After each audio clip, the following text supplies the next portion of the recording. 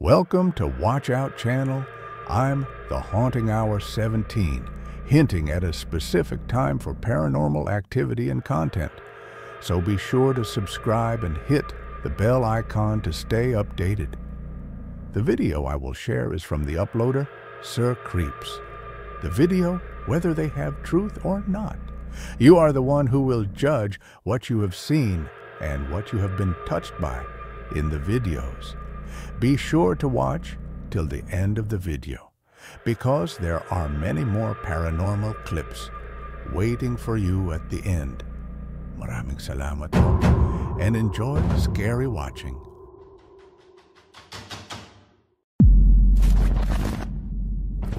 Naaalala niyo ba ang kumalat na balita sa internet tungkol sa isang TikTok influencer na binaril sa loob ng kanyang salon habang siya ay naka-livestream? Siya ang kilalang influencer sa Mexico na si Valeria Marquez na sumikat dahil sa kanyang taglay na kagandahan. Pero nagtapos nga ang lahat ng ito sa isang malagim na krimen na nasaksihan pa ng kanyang mga taga-subaybay. Matapos ang mga pangyayaring ito ay isinara ang kanyang salon at kumalat ang isang video ng isa sa kanyang mga tagahanga kung saan ay sinasabing nai-record di umano ang boses ni Valeria. Narito ang video at pakinggan mo ito ng mabuti.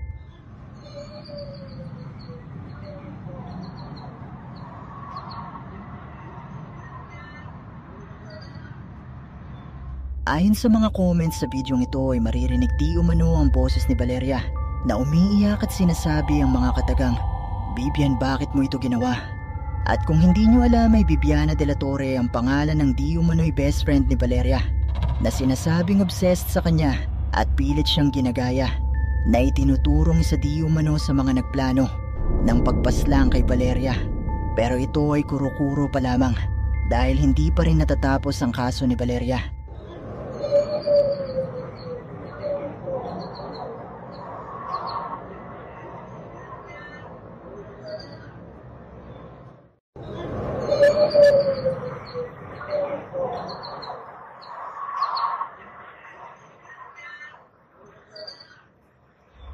Makalipas ang ilang buwan ay may nagpadala sa atin ng bidyong ito na kung saan ay may isang tao di umano na nag-iwan ng kamera sa puntod kung saan sinasabing inilibing si Valeria. Dahil may mga kwento na tuwing gabi ay maririnig pa rin di umano na umiiyak si Valeria. Narito ang video at panoorin mo ito ng mabuti.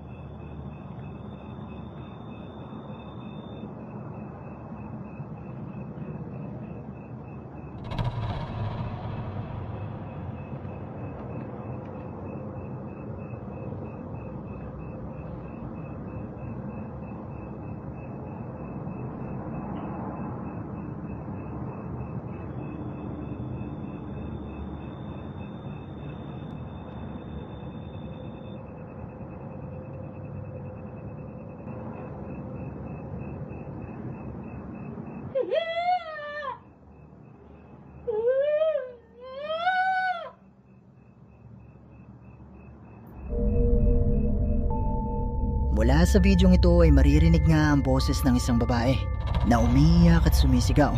Pero ang higit na mas nakapangingilabot sa bidyong ito ay ang tila anino o itim na figura na sumisilip mula sa bahaging ito.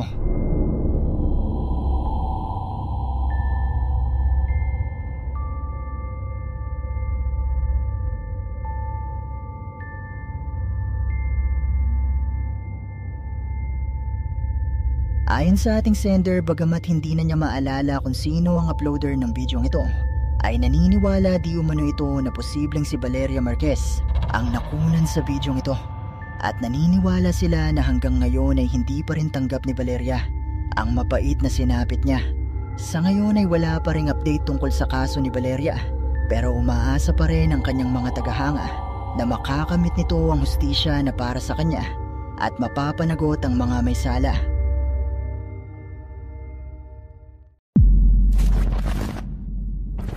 Ang bidyong ito ay mula naman kay TikTok user, Ali, at kuha naman ito habang siya ay patulog na at nasa loob ng kanyang kwarto.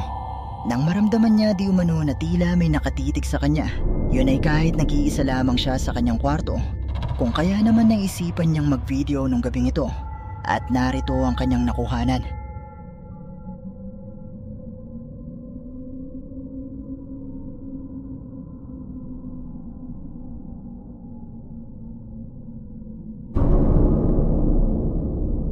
Mula sa siwang na ito ng closet ni Ali, makikita ang animoy mga mata ng isang tao na nakatitig sa kanya.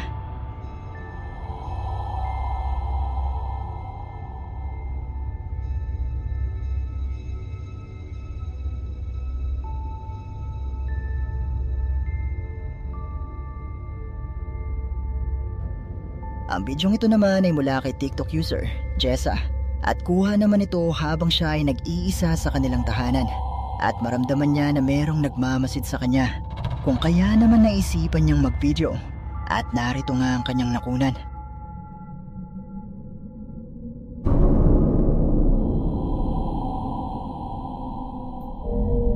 Mula sa bidyong ito ay nagawang makunan ni Jessa ang animoy mukha ng isang tao na nakasilip sa kanya mula sa siwang na ito ng pintuan.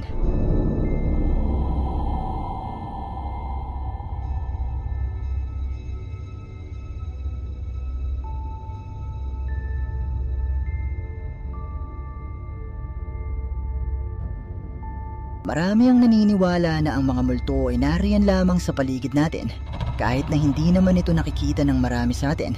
Pero kung minsan ay mararamdaman mo di umano na nakatitig sila sa'yo, lalo na kapag ikaw ay nag-iisa. Ikaw ba? Sigurado ka bang walang nakatitig sa'yo ngayon? Wait, napansin ko na 80% sa mga viewers ay hindi pa nakasubscribe dito sa ating channel. Kaya naman kung ikaw ay isa sa 80% na ito, iniimbitahan kita na i-hit ang subscribe button at ang notification bell dahil marami pong mga nakakatakot na videos ang paparating. Ang bidyong ito ay ipinadala naman sa atin ng isa sa ating mga viewers na si Ruben Kilaton at mula naman di umano ito sa isang Mexican ghost hunter na nag-imbestiga sa isang abandonadong gusali sa Mexico kung saan sinasabing madalas di umanong may maririnig na boses ng mga bata tuwing gabi. At ginawa niya nga ang investigasyong ito kasama ang dalawa pang ghost hunter habang sila ay naka-livestream.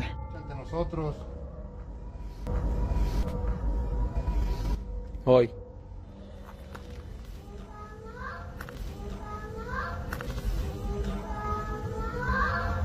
¡A la madre! ¿Qué minuto? 20. Y esto fue aquí adentro, güey.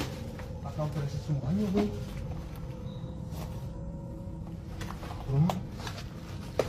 Y fue aquí adentro, Güey, escuchó como si estuviera cerrado, Como si estuviera cerrado, escuchó. Anista, ¿dónde soy yo? Escucharon que dice jugamos. Sí, A mí sí. se escuchó muy clarito. Cuidado,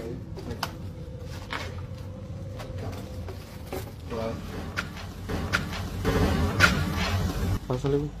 ¿Escuchaste? Agua. ¿Escuchaste? Como si estuvieran llorando, güey.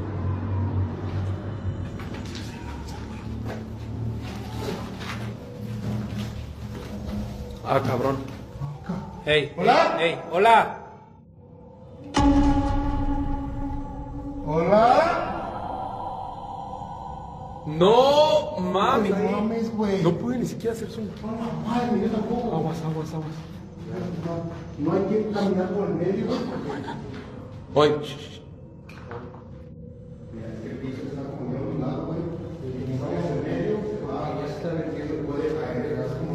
Esta es como el área de la cocina. Güey, no, ¿qué fue esa? ¡Ey! Atrás escuchó, güey. ¡A la madre! ¡Ey!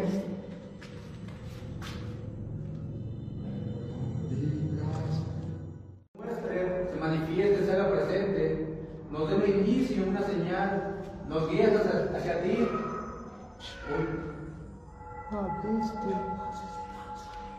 Aguas, güey.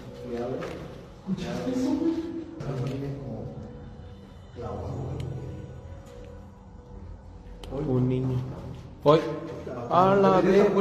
Le tocó la puerta, güey.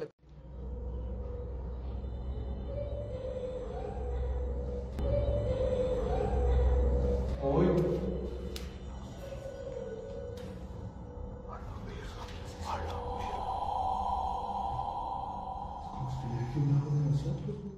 Se oye mucho el niño. ¿Eres un niño?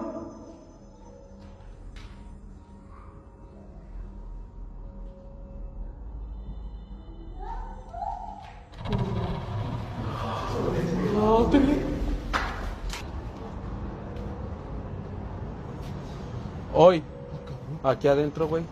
¡Hala! ¡No mames! ¡Ey! ¡No seas mamón! ¡A la bestia! ¡A la bestia! ¡A la bestia! ¡A la bestia! ¡A la bestia! ¡A la bestia! ¡Lo agarré enfrente! Que en la primera ventana se asomaron. Sí, güey. Que ahí había algo. No lo vi, güey. No mames, es un niño, güey. Se vio. ¡Ey! Aguas, güey. Ahí estaba. Aquí, a ver. Hola. No mames, no. Sa umpisa pa lang ng kanilang investigasyon, ay nagumpisa na agad silang makarinig ng mga tinig ng animoy mga bata na naroon sa loob ng gusali. Ilang minuto pa ang lumipas ay nagumpisa nilang makita sa bahaging ito ang imahe ng animoy isang bata na bigla na lang ding nagtago.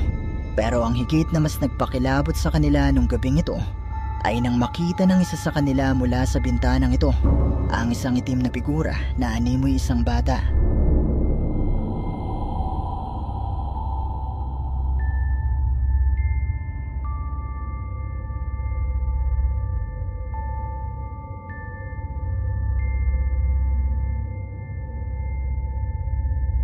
Bagamat kinilabutan ay sinubukan pa rin nilang silipin ang kwarto, pero wala namang bata na naroon. Matapos nito ay itinuloy na nila ang kanilang investigasyon at nagtungo naman sila sa iba pang bahagi ng gusali. Un niño. ¿Qué? Mira la puerta.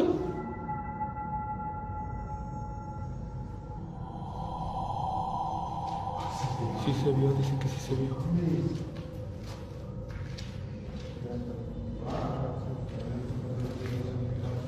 Manos. Aquí dicen que sí se le vio la cabeza, no. Se le vio la cabeza, no. ¡Hala! Enfrente, güey. Enfrente. Aguas aquí, güey. Aguas ahí abajo.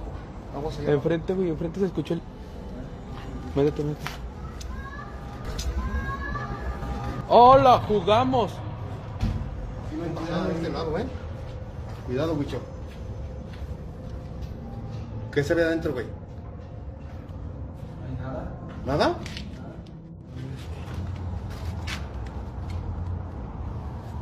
Chan.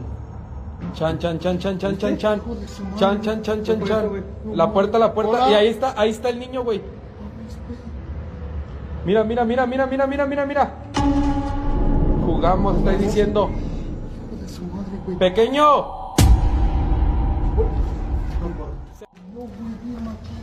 No. Hoy. Va. Clarito que lo vi, güey. No pude meterse uno acá. Aguas con este hoyo. Enfrente, al fondo está el niño, sí lo vi. Sí, que no es un niño. No mames, pero estaba sentadito, güey. Pero primero fue la puerta, güey. Güey, mira, y está bien pesada, güey. Me costó a mí moverla. Pero no mames, ¿cómo le iba a mover el niño si el niño se veía allá, güey? El niño... Habang sinusubukan nilang hanapin ang pinagmumulan ng mga boses, nakita nila mula sa pintuan ng kwartong ito ang isang imahe na bagamat hindi natin masyadong makita dahil sa quality ng video, ayon naman sa kanila ay isa di umano itong bata.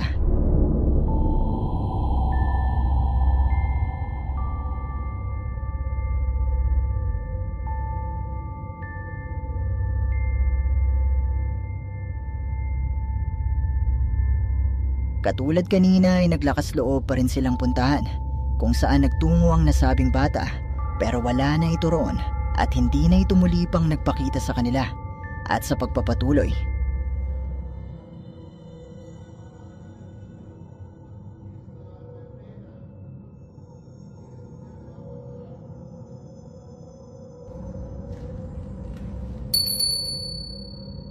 Te manifiestes esta noche ante nosotros, déjate ver. Dime tu nombre.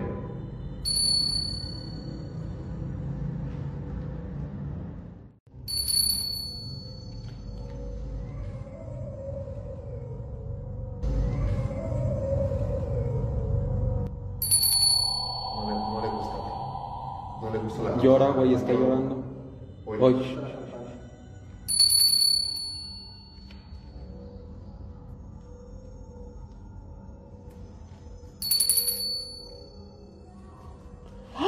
Quiere jugar. En el cuarto, güey. Quiere jugar. Dice Cari que si venimos a pedir permiso para quedarnos a dormir aquí, güey.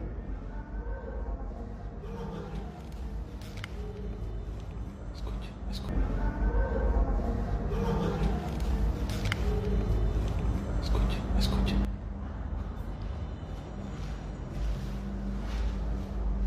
Hazte presente. ¿Qué necesitas?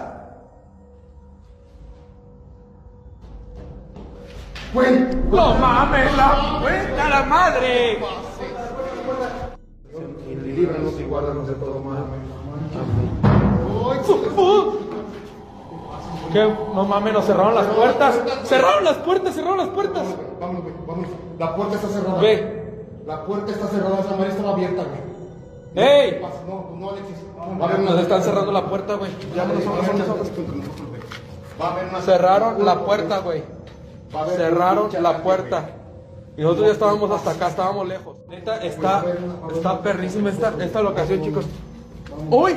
Se cagó de risa, ¿eh? Se cagó de risa. Se cagó de risa esa madre, se cagó esa... Aguas, güey. ¡Uy!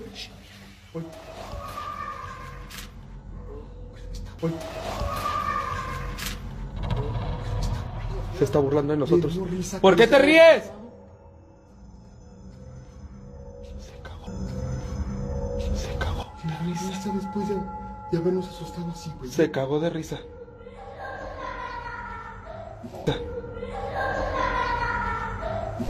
Véame. Muli nilang narinig ang mga boses na hindi lang nagmumula sa iisang bata. At habang sila ay paalis na ng abandonadong gusali, ay maririnig pa ang mga boses ng mga bata na tila ba pinagtatawanan sila. Ang mga tunog at mga pagpaparamdam kayang ito na naidokumento ng grupo ay indikasyon na posibleng haunted ang abandonadong gusaling ito. Mga batang multo nga kaya ang nagpakita sa kanila nung gabing ito. Kayo, ano sa palagay nyo?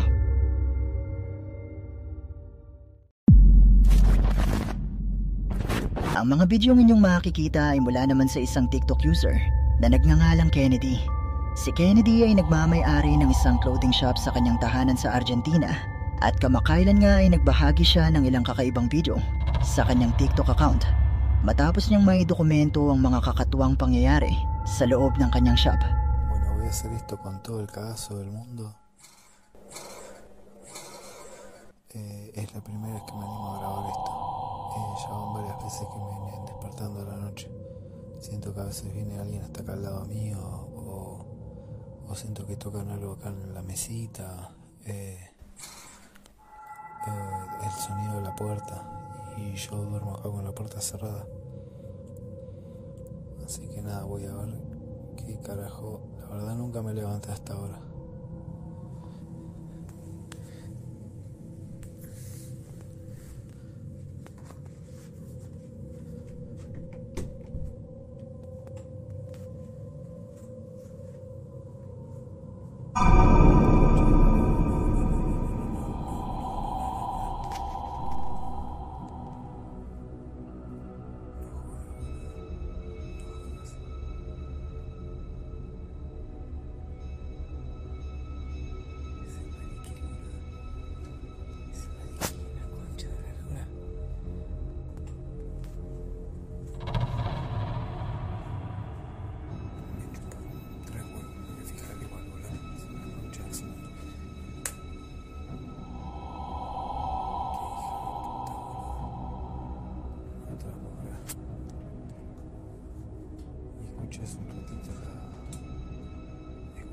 utilizaban esto como si estuvieran revisando la ropa, boludo. Tanto cagazo me sacó de esta mierda. Madre, boludo, no. Habang sinusubukan ni Kennedy na i-record ang mga kakaibang tunog na naririnig niya di umano tuwing gabi, ay nakita niya mula sa pintuang ito ng kanyang shop ang animoy isang tao na nakadungaw sa kanya.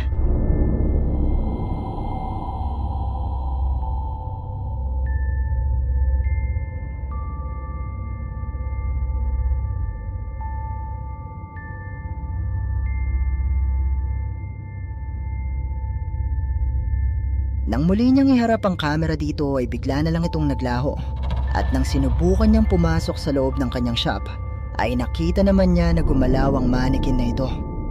Makalipas ang ilang araw ay muling nagbahagi si Kennedy ng panibagong video na kuha naman mula sa kanyang CCTV.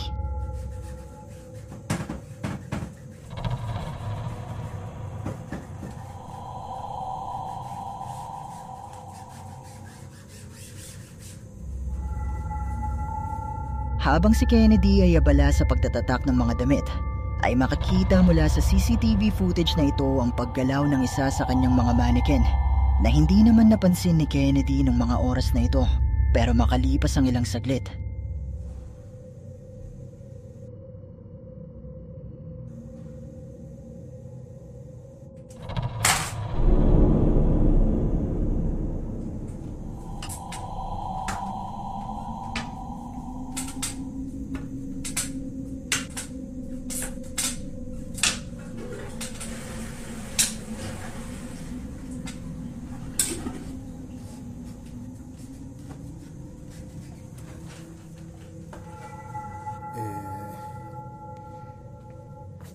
Esto parece que se rompió. No sé quién habrá sido. No sé quién habrá sido. No sé quién habrá sido. Y toda la ropa en el piso. Esto. Sa pag-alis ni Kennedy para pumunta sa banyo, ay makikita ang paglaglag ng heat gun na ito, na sinundan ng pagpihit ng mannequin na ito. At matapos nito ay isa-isa namang lumutang at nagbagsakan ang mga nakahanger na damit na ito, na tila ba may kung anong naroon na hindi nakikita.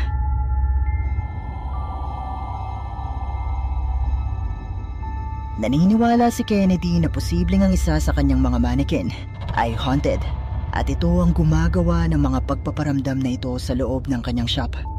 Pero totoo nga kaya ang mga nakunan niya sa bidyong ito? Kayo, ano sa tingin nyo?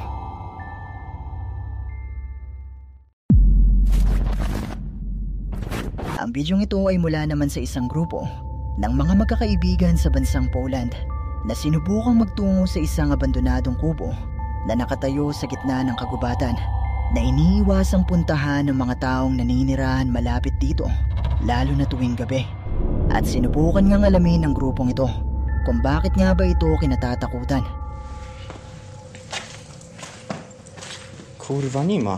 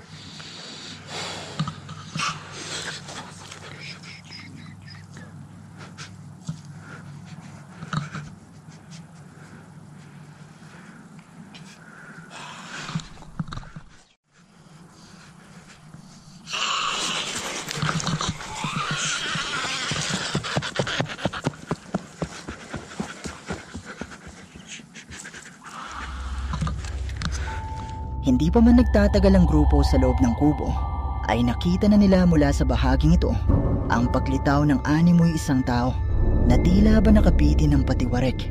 Dahil dito ay dali-dali silang tumakbo palayo sa kubo, pero maririnig ang nakapangingilabot na pag-angil ng animoy isang nilalang na hinahabol sila.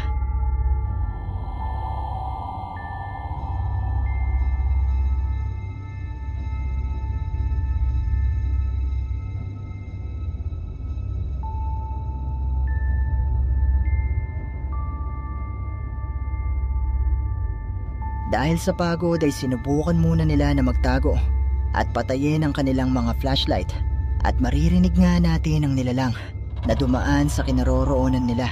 Pero kung inakala nila na nakalayo na ito, ay hindi pa pala dito nagtatapos.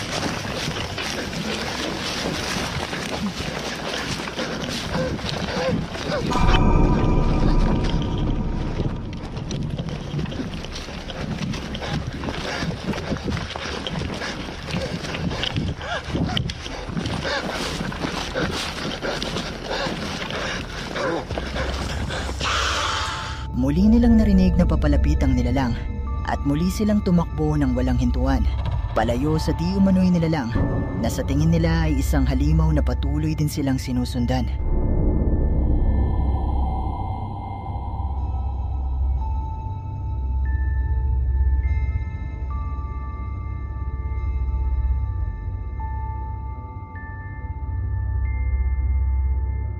Bagamat pagod na ay patuloy silang tumakbo hanggang sa tumigil na ang di umano'y halimaw sa paghabol sa kanilang tatlo.